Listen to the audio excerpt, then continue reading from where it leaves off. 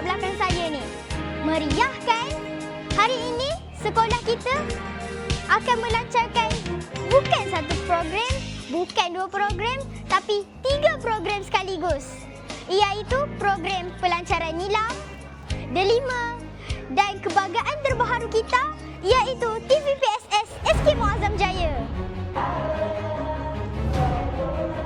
Okey, kenapa 3 benda ni penting? Pertama, nilam.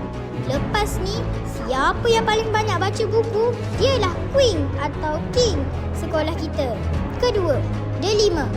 Sekarang ni semua digital guys. Nak buat nota ke, nak guna Canva ke, semua ada dalam tu. Rugi kalau tak login. Dan yang paling best, TVPSS. Macam yang saya tengah buat sekarang ni. Lepas ni, korang pun boleh jadi wartawan atau masuk TV sekolah kita sendiri.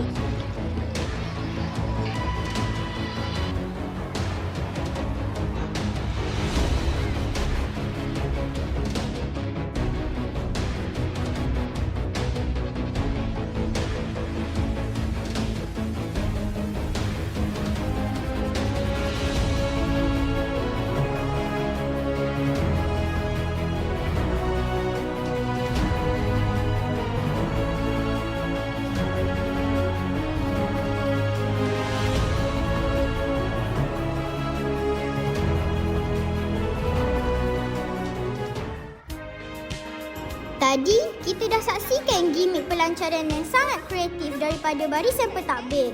Matlamatnya jelas. Sekolah nak kita semua bukan sahaja rajin membaca melalui nilam, tapi juga hebat dalam teknologi melalui delima dan berani tampil berbakat dalam dunia penyiaran melalui TVPSS. Okeylah, majlis pun dah habis.